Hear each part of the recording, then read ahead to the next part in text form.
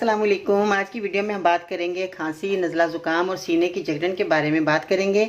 आज की वीडियो में आपने अंत तक देखना है, सुनना है, ताकि आपकी परेशानी ख़त्म हो जाए।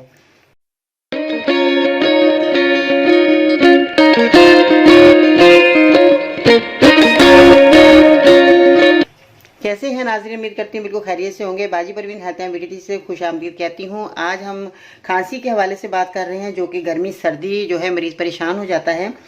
नज़ला, ज़ुकाम और खांसी का सबब जो है अक्सर बलगमी रतूबतें होती हैं, जो फेफड़ों में जमा हो जाती हैं, और फेफड़ों में जब जमा होती है इनको दफ़ा करने की ज़रूरत होती है। बाज़ दफ़ा गर्मी और खुश्की की वजह से भी खांसी हो जाती है। आज हम गर्मी और खुश्की की जो खांसी हो रही है उसके बारे में बात करेंगे। और सीने में जैसे बहुत ज़्यादा जकड़न शुरू हो जाती है, सांस लेना मुश्किल हो जाता है, सांस लेने में सीटी जैसी आवाज़ें आती हैं, तो ये सब परेशानी आज आपकी ख़त्म होगी। और जो चीज़ें आपने इस दवा को जो आपने इस्तेमाल करना है वो गर्मी सर्दी इस्तेमाल कर सकते हैं। इसमें है काली मिर्च। काली मिर्च जो है आपके किचन में मौजूद है, ये आपने इस्तेमाल करनी। इसका पाउडर अच्छे तरीके से बना लीजिएगा ताकि मरीज़ को खाने में आसानी रहे।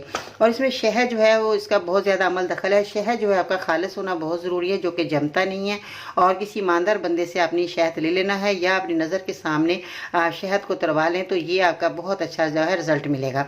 तो खांसी में और जैसे मैंने बताया सीने में बहुत ज़्यादा जकड़न शुरू हो जाती है, आपने नीम गर्म पानी में शहद का जो है 2 या 3 चम्मच पानी में नीम गर्म पानी में मिलाकर मरीज़ को सुबह निहार मुँह पिलाना है। इसके बाद जो है आपने काली मिर्च 2 से 3 अदद आपने अच्छे तरीके से पाउडर बना लीजिएगा, या आप 50 ग्राम लाकर इसका पाउडर बनाकर रख लीजिएगा।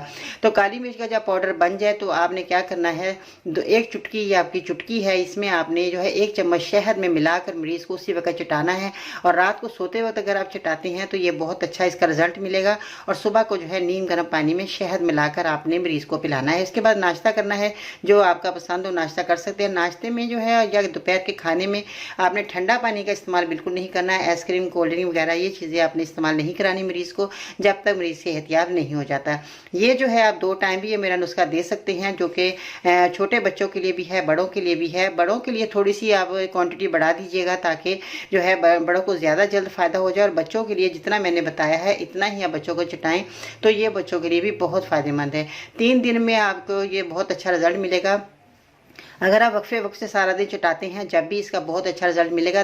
3 दिन में आपको जो है बहुत फ़ायदा हासिल होगा, और मरीज़ जो है बिल्कुल आपका तंदुरुस्त तवाना हो जाएगा। दिन में 3 दफ़ा दे दें या वक्फे वक्त से चटाते रहेंगे तो ये बहुत अच्छा इसका रिजल्ट मिलता है। तो ये मेरा आजमूदा नुस्खा है, मैंने अपने बच्चों को भी ये नुस्खा इस्तेमाल करवाया, इनको बहुत फ़ायदा हुआ।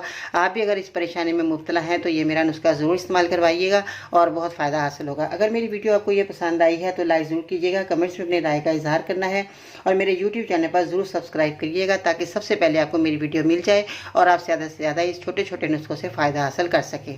कहीं भी जाने की ज़रूरत नहीं है, कहीं दवा लेने की ज़रूरत नहीं है। ये छोटा सा नुस्खा है, घर में आपकी चीज़ें मौजूद हैं, आप इस्तेमाल करवाएं और दुआ में याद रखिएगा। इंशाअल्लाह ताला फिर मिलते हैं नई वीडियो में, तब तक के लिए अल्लाह निगहबान।